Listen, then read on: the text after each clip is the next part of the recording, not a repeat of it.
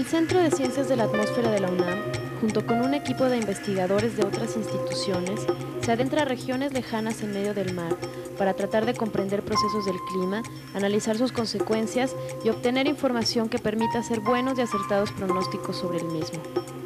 Aquí se plasmará la aventura de esta primera etapa de la investigación, la primera de 3 campañas en donde el buque Puma fungirá como nuestro vehículo, casa, lugar de trabajo y laboratorio.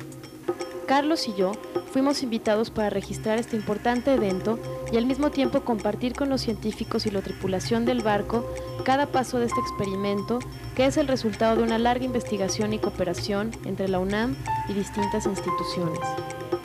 Es la primera vez que la mayoría de nosotros subimos a un buque para pasar 6 días en él en una expedición oceanográfica. Ya en este momento nosotros ya estamos saliendo del puerto de Acapulco. Como verán, ahorita ya estamos sintiendo cada vez un poco más de oleaje en el buque El Puma, debido a que nosotros al estar saliendo del estrecho estamos sintiendo cada vez el oleaje provocado por el Océano Pacífico. Ya no estamos siendo protegidos ya por cada uno de los estrechos de tierra que hay en Acapulco y ya estamos ya entrando ya poco a poco a mar abierto. Vamos a estar 19 de personal científico, que en el barco sea personal científico a todo el que no es tripulación propia del barco y que viene a trabajar en alguna cosa de investigación, y 15 de tripulación. Yo soy Amparo Martínez, estoy como responsable de la campaña y el papel que tengo en este cargo es ser intermediaria con la tripulación. Esto es porque todo lo que es la navegación tiene que haber reglas muy precisas, porque estamos en un sitio, en una casa donde estamos aislados del resto del mundo y dependemos totalmente de la tripulación. Ellos tienen reglas precisas, tienen una jerarquía muy establecida y que nosotros respetamos, a la vez que ellos tienen perfectamente claro que el objetivo de esta campaña es científico y que todos los movimientos que vamos a planear con ellos son para que los objetivos de la campaña se cumplan. Viajamos hacia el primer punto, el primer día de trabajo.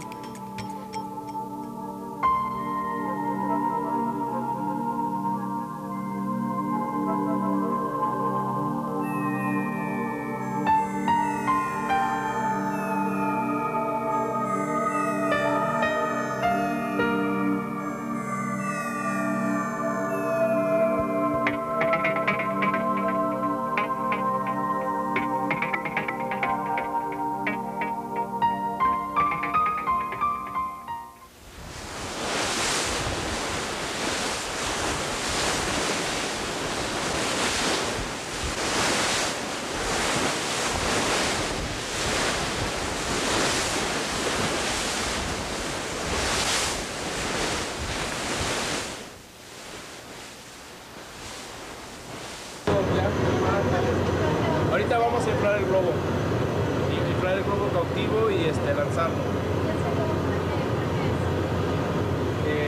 El globo contiene un conjunto de receptores de temperatura, humedad relativa y viento. El globo está anclado. Anclado es que del globo parte un cable, que puede ser una cuerda, y se enrolla en un cilindro de forma automática que está conectado a un motor.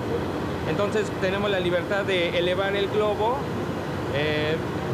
paulatinamente y bajarlo, y es lo que vamos a realizar el día de hoy. En el globo cautivo se instala esta sonda, que es una pequeña estación meteorológica, el cual mide la velocidad del viento, la dirección del viento, la humedad relativa y temperatura. Todos estos datos se envían mediante radiofrecuencia, el cual es captada por un sistema de adquisidor de datos atmosférico llamado ADAS. Ese ADAS está conectado a una laptop y finalmente nosotros vamos a capturar esos datos en archivo de texto para después analizarlos. Principalmente es la función del globo cautivo con la sonda y el ADAS.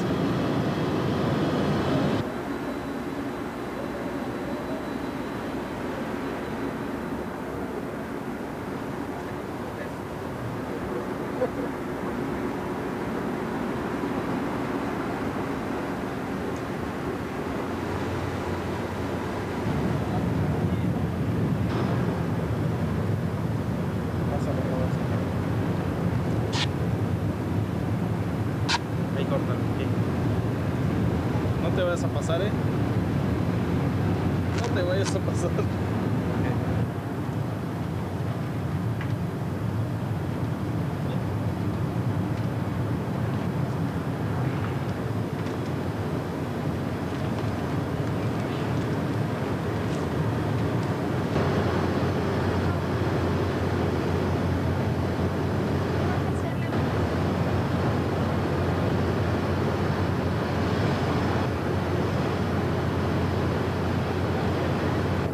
Lo están armando apenas. Sí, ya están en los últimos detalles. Ya están en los últimos detalles. ¿El viento está fuerte? Fuerte, con rachas de 7. Sí.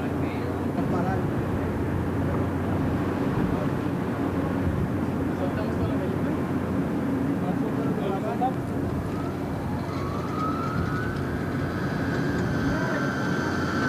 Ahí, poco a poco.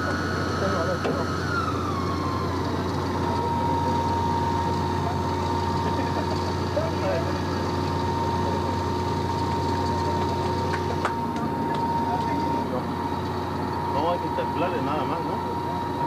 100, 200. Vamos a Recuerda, tratar de nosotros subirlo recuerda. 1 kilómetro, a ver si se puede. Ok, 500, 600, 700, 800.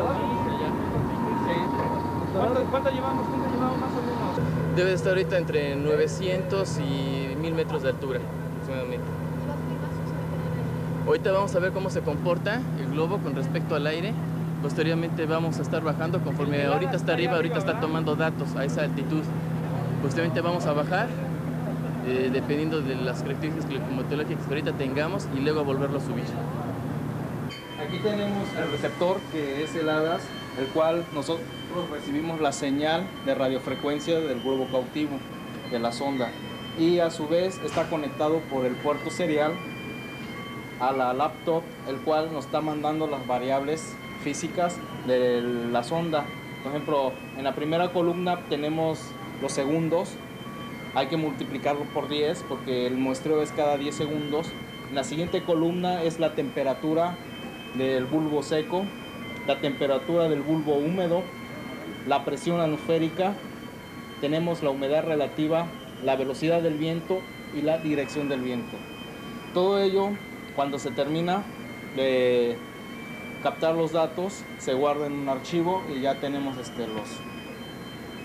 los datos correspondientes. ¿Cuál es la principal hipótesis?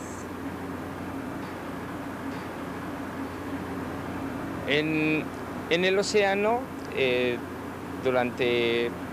previo a la época de lluvias, hay una considerable ausencia de nubes en el área. Se concentra una gran masa de agua cálida, la cual termodinámicamente facilita la evaporación, simplemente por la temperatura, pero adicionalmente tienen una importancia primordial la presencia de los vientos y de las zonas de convergencia, para que este vapor ascienda, se condense y forme las nubes. En México se observan 2 máximos de precipitación.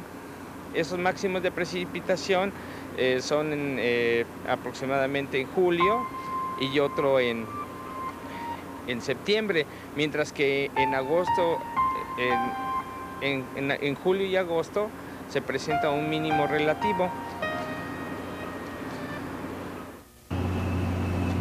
Bueno, lo que yo vengo a hacer aquí es a estudiar la relación biosfera-atmósfera. Esto es, cómo se relacionan los organismos con fenómenos que observamos en la atmósfera.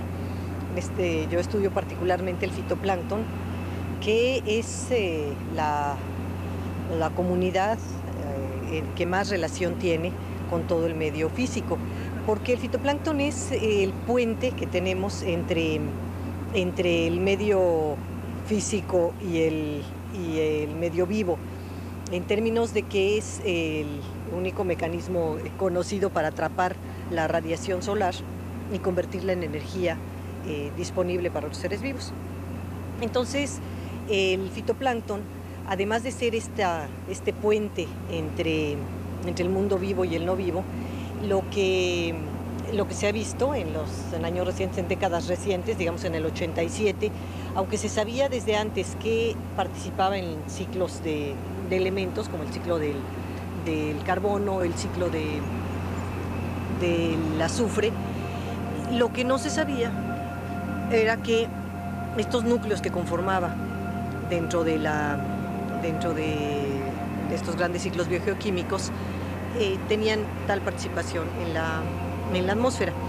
Y lo que yo veo aquí es, lo que yo voy a estudiar, es la liberación de un gas que se llama dimetilsulfuro, DMS, y que lo que hace es, está el precursor en las comunidades de algas y lo libera por medio de un mecanismo de comunidad con zooplancton y bacterias y todo, lo libera hacia la atmósfera, y en la atmósfera por una serie de reacciones fotoquímicas se va hasta donde se forman las nubes, como un núcleo de condensación de nubes, y en el mar abierto es el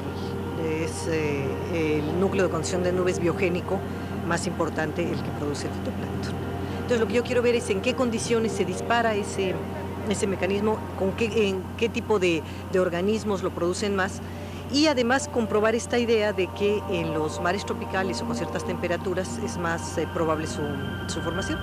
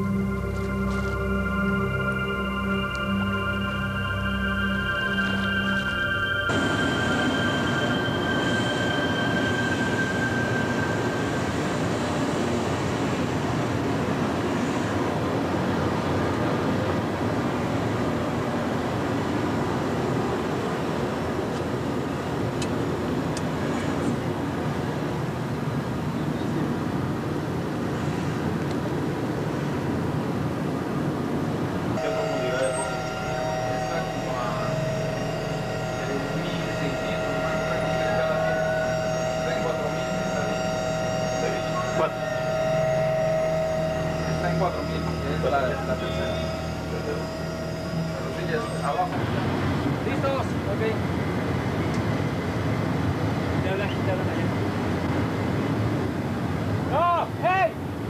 ¡Aguántala! ¡Ah, no, sí! ¡Suspéndela! ¡Suspéndela! ¡Break!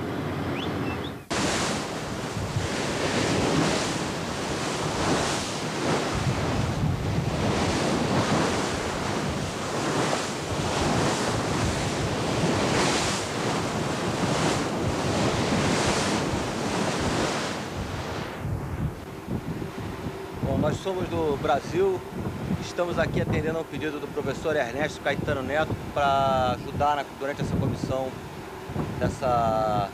desse projeto ECAC.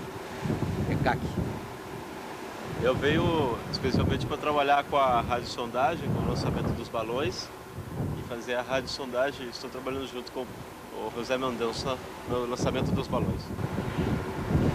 E quais são os seus nomes? Meu nome é Rogério Candela, eu sou do IEAPM da Marinha do Brasil. Meu nome é Demilson Quintão, eu sou do Instituto de Pesquisas Meteorológicas da Universidade Estadual Paulista.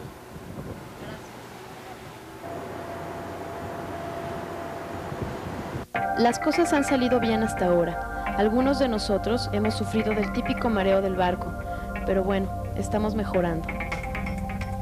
Ahora vamos al segundo punto para hacer cada una de las mediciones nuevamente.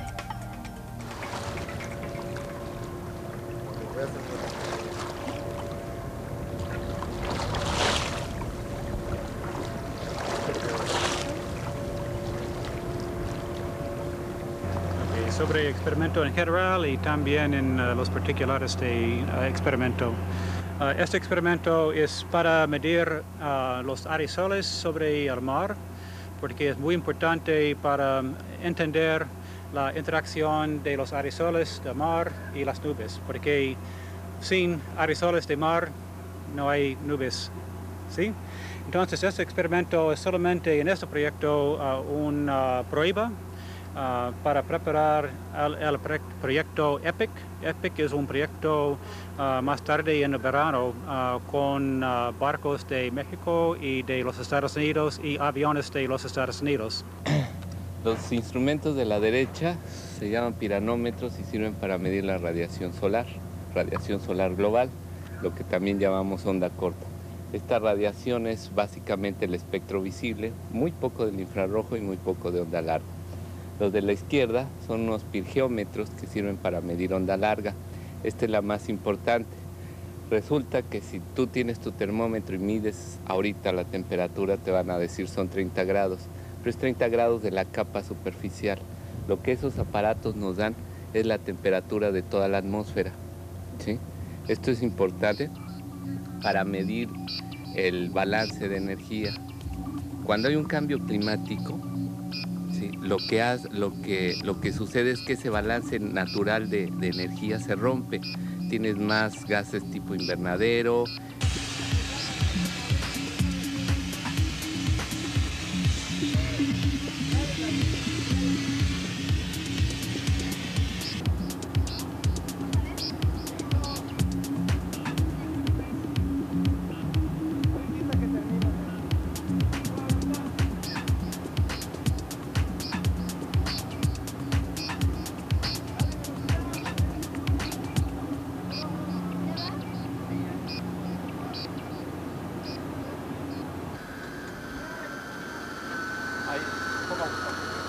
Hola.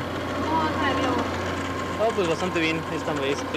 Esta mañana hemos hecho ya 3 levantamientos. Aparentemente este está ascendiendo bastante bien en posición vertical. Todo bien hasta ahora. Bueno, con algunos problemas por ahí con el globo, y que se desinfló y alguna fuga de gas y demás, pero hasta ahorita todo bien ya. Encontramos la fuga afortunadamente donde estaba. Todo bien.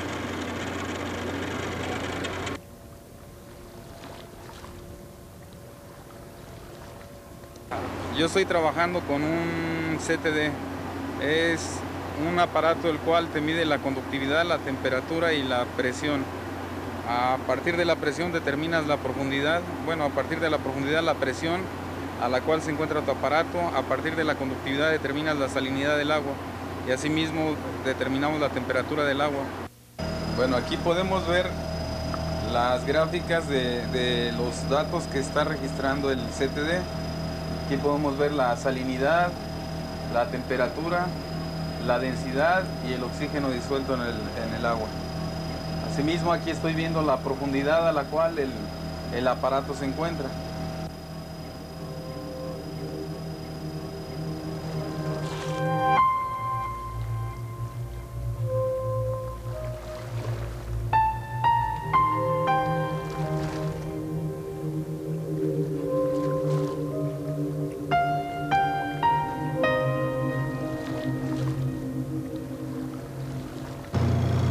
Este es un muestreador de partículas.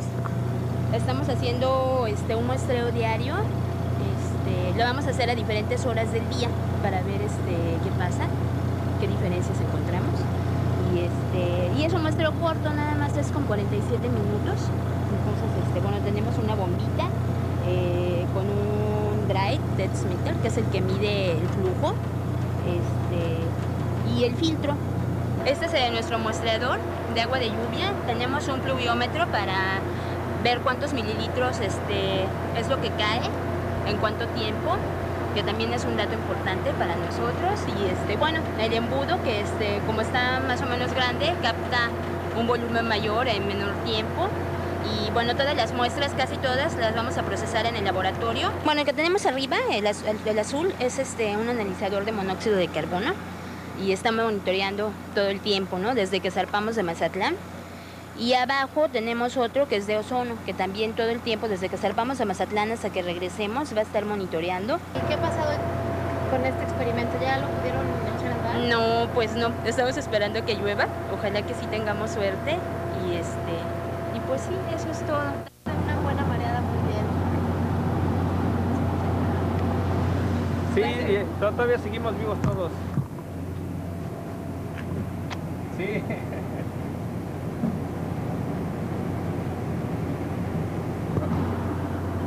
Un saludo a los colegas de ustedes. Muy bien.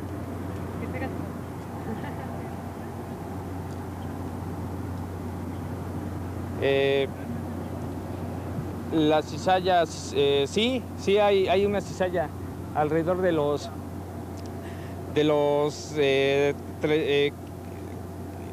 850 milivarios. ¿De cuánto? De 6 nudos hasta hace unos 10 minutos más o menos. No, vienen del norte. Del norte, noreste, noroeste, perdón.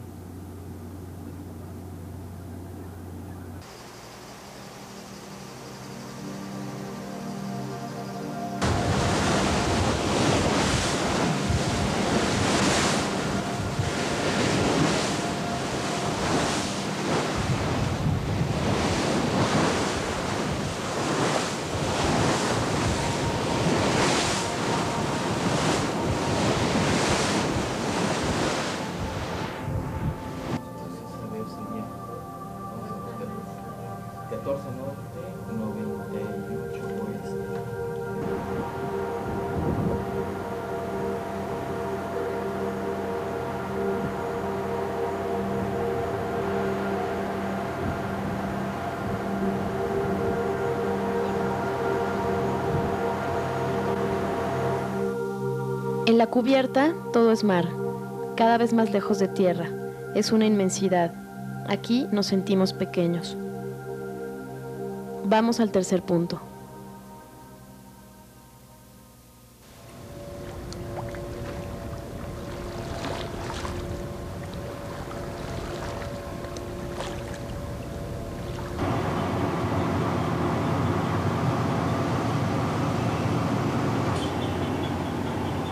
Se está trabajando con un perfilador de fluorometría, en el cual se hace una relación entre la radiación solar y la radiación que penetra en el agua.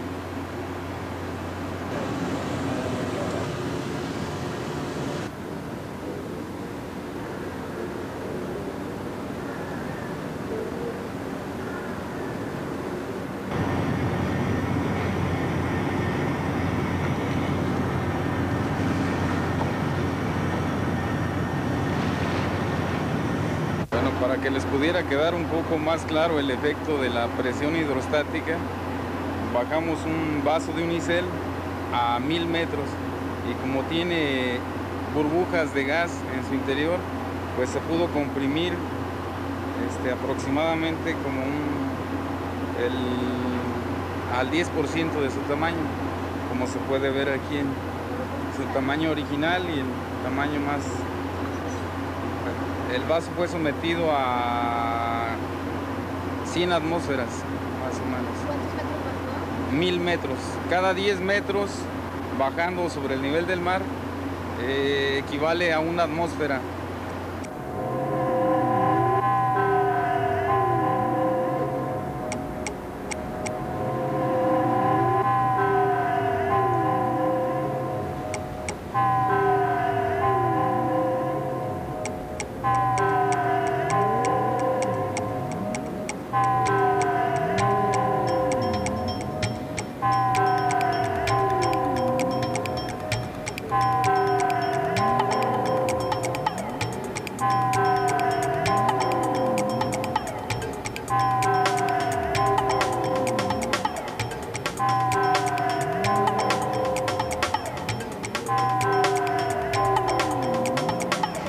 El radiosondeo consiste en sondear la atmósfera, como se dice, ¿verdad?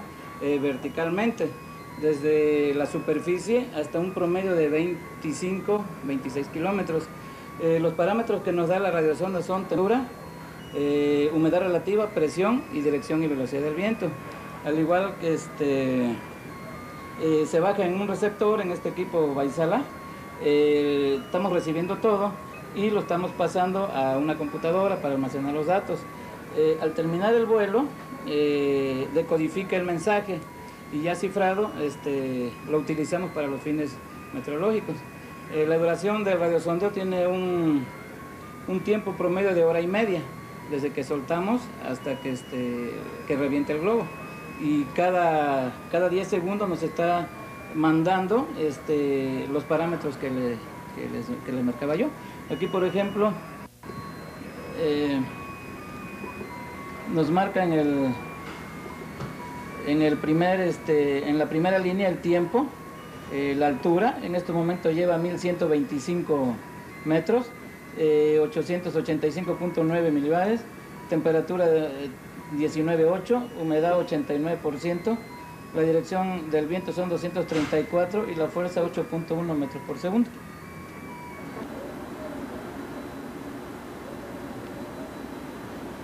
Bueno, ahorita estamos midiendo en nuestra nueva posición, de aquí en altura, cuál es la temperatura, aproximadamente 900, 800 metros de altura aproximadamente, y para poder calcular posteriormente la humedad que hay ahorita. Estamos tratando de calcular la temperatura de bulbo húmedo y ya posteriormente con los algoritmos deducir cuál es la humedad en altura.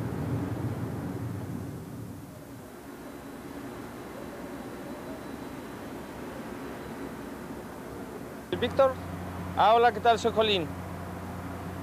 Muy bien, todavía no tenemos evento de lluvia en el lugar, sin embargo ya pudimos observar a unos 30 kilómetros de distancia aproximadamente lluvia hacia el sur de la posición donde estamos. Estamos midiendo la temperatura del bulbo húmedo y bueno, este termómetro nos da la temperatura ambiente aquí afuera, la temperatura del bulbo húmedo. No hay que estar muy cerca porque es muy sensible y podemos interferir en la temperatura que está aquí afuera. La temperatura del bulbo húmedo nos sirve para calcular la temperatura del punto de rocío.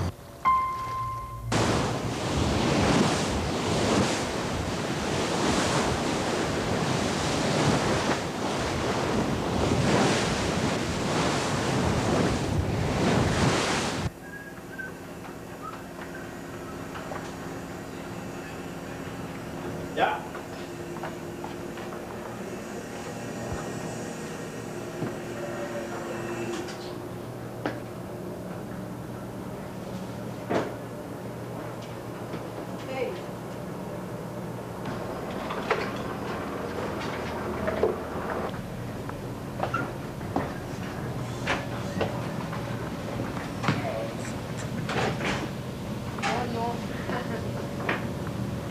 Esparcimiento en su máxima expresión.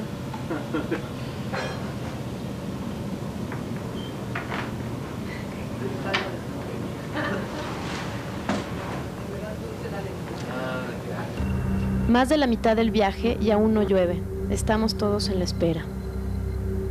Vamos al cuarto punto.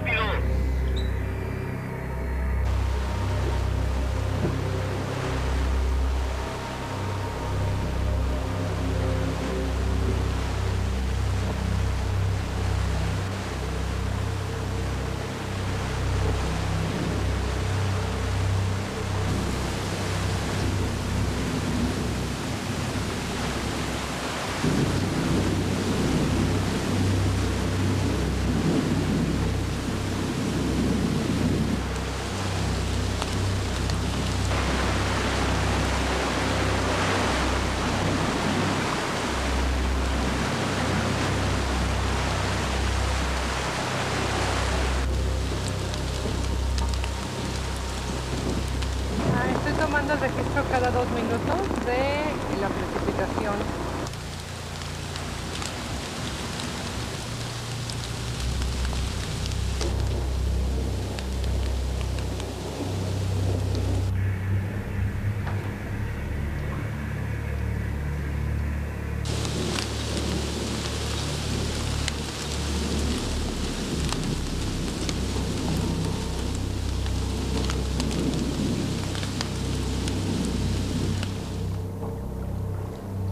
en especial en este viaje no es fácil que a la hora y en el punto que uno quiera llueva para poder hacer las mediciones.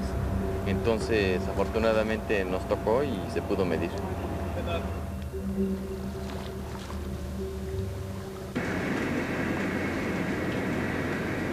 Tristeza. ¿Qué pasó? Te quedó tristeza por la pérdida de estos globos.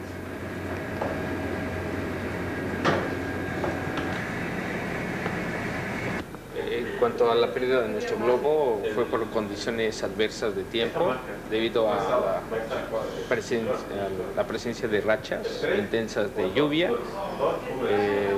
cambiando de dirección drásticamente el viento e intensificándose.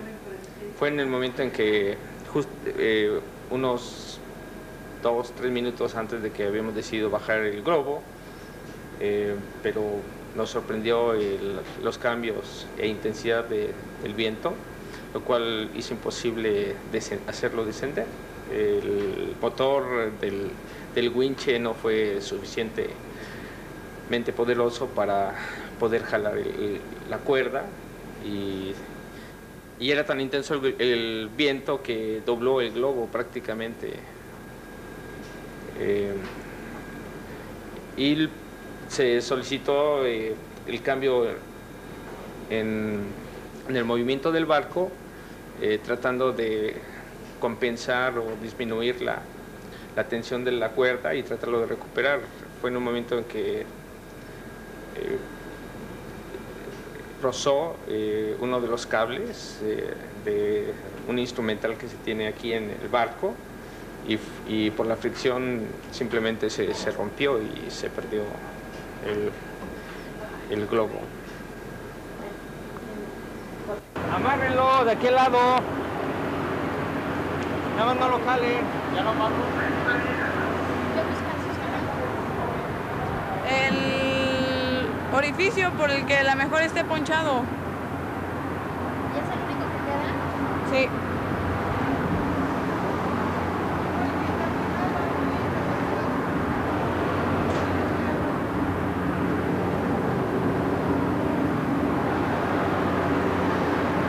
Debido a la distancia a la cual nos encontramos, que son aproximadamente 600 kilómetros de la costa, no podemos establecer comunicación. Aunque es un teléfono satelital, tal parece que tiene sus limitaciones. ¿Por qué nos estamos muriendo de hambre? Es que la hora de la comida fue justo a la hora que se nos escapó el globo, bueno, un poco antes, ¿no? Y luego, inmediatamente que se escapó el globo, llovió y entonces entre que nos superábamos de que el globo se nos había ido y que medíamos la precipitación, se nos fue la hora de la comida y como son tan estrictos para comer, nadie del grupo de meteorología comimos y ahora estamos que nos morimos de hambre y nos tenemos que esperar hasta las 6, faltan 5 minutos, hay que esperarse hasta las 6 para poder comer unas deliciosas hamburguesas que hay de cena.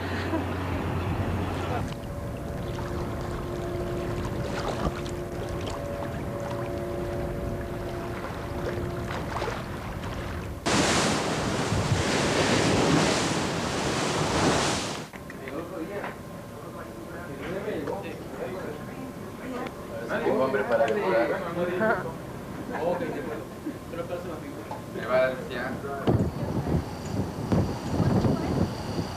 Temperatura ambiente 23. Temperatura a punto de rocío 20. Ajá, temperatura polvo húmedo 23 también.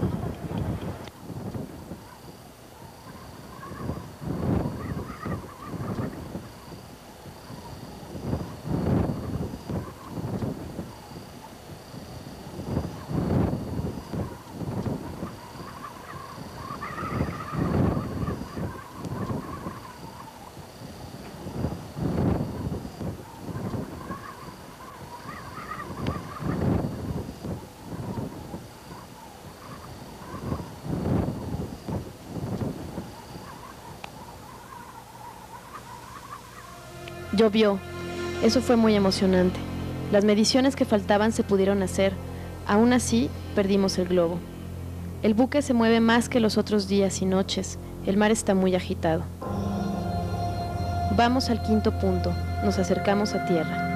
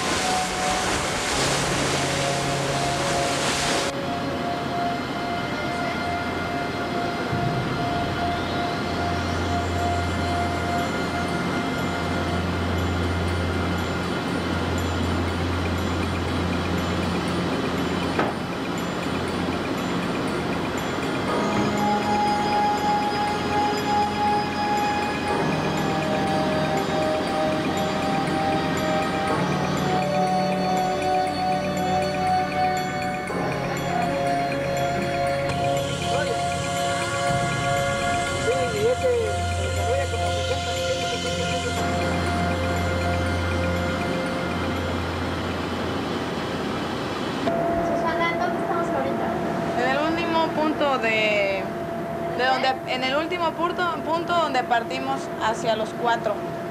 O sea, este es el primer punto que tocamos después de salir de Acapulco. ¿Y qué día es? El quinto día de navegación. ¿Y en cuánto tiempo vamos a partir? Me estaban diciendo que en 3 horas salimos para Acapulco, estaremos llegando aprox a las 8 de la mañana de mañana. Oye, y explícame rapidísimo, ¿por qué no pudieron subir el globo hoy ni ayer? No quisimos, pues, exponerlo nuevamente como nos pasó con el primero, porque pues estaba muy cambiante el viento, no fuera a ser que otra vez lo fuéramos a perder, y pues este es el último, ¿no? Y pues, ni modo, no se pudieron hacer mediciones de globo cautivo, pero pues preferimos no exponerlo, ¿no? Normalmente siempre que termina un crucero les damos una despedida con una parrillada para quitarnos el estrés y sentirnos a gusto, para que se vaya contenta el personal que viene con nosotros y tenga ganas de volver nuevamente. Oiga, ¿cuánto tiempo lleva usted siendo el chef del barco? 17 años, estoy por cumplir 17 años. Y pues en ese tiempo se me han hecho como si fueran, pues por decir un año, pues porque me he sentido bastante contento, sobre todo pues con el ambiente que se da aquí.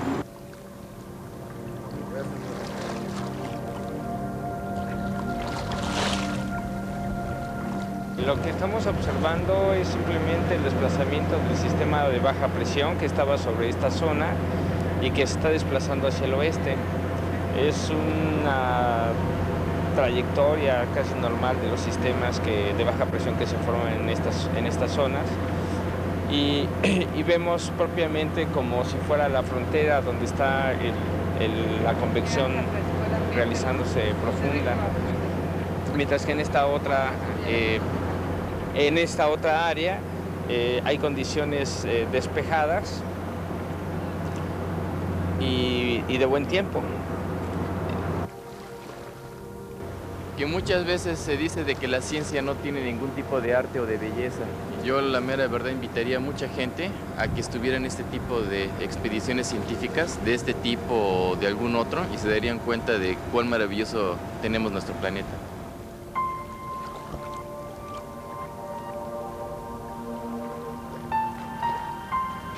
En mi opinión, yo pienso que lejos de pensar que esto fue una campaña en la cual se invirtió dinero y se perdió dinero, yo pienso que dentro de las circunstancias en que estamos, yo lo considero relativamente exitoso, no estruendosamente exitoso ni nada por el estilo, porque prácticamente todos sabíamos a lo que veníamos. Bueno, como yo le decía a Julio que este crucero, una de las principales características y uno de sus principales chistes es que es interdisciplinario y que tiene varias áreas en torno a un problema común. Entonces vamos a hablar varios de los que participamos, porque tenemos todos, digamos, un pedazo de lo que se está diciendo, pero tendría más caso irlo haciendo pues, con respecto a lo que les vaya interesando a ustedes. como dicen los meteorólogos, lo único constante del clima es su variabilidad. Entonces, esto no es que sea muy raro, sino que hay fuertes evidencias de que la actividad humana ha contribuido a acelerar algunos de estos cambios y necesitamos entender cuáles son esas manifestaciones o cómo podemos predecir hacia dónde van algunas de las tendencias en los cambios del clima para poder prepararnos para ellos, ¿no? Se hicieron las últimas mediciones. Regresamos con muchos datos para ahora hacer el trabajo en tierra. El viaje termina y creo que todos hemos aprendido mucho. Vamos de regreso al punto de partida, al puerto de Acapulco.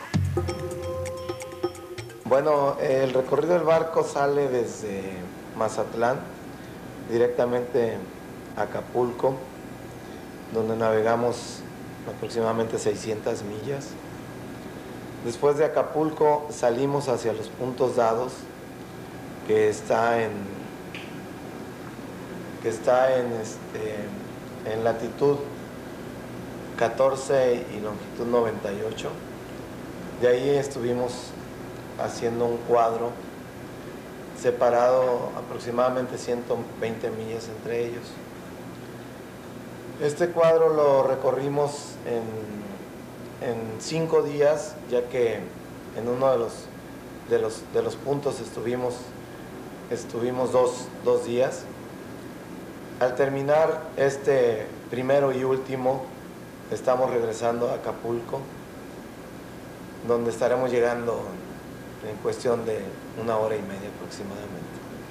Capitán, ¿cuánto tiempo lleva usted en este barco? En este barco llevo, por fortuna, 19 años ya, casi a la fecha.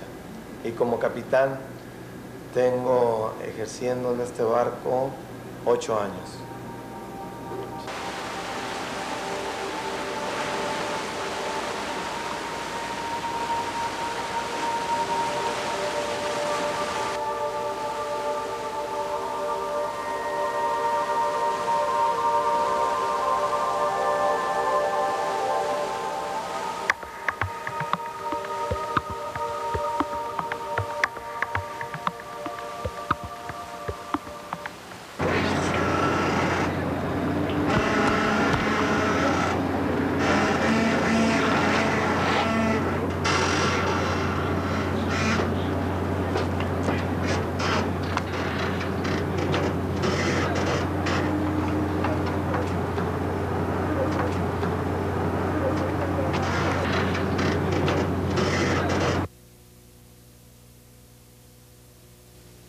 Víctor, ¿podrías decirnos cuál fue el propósito de las campañas oceanográficas que se hicieron en el 2001?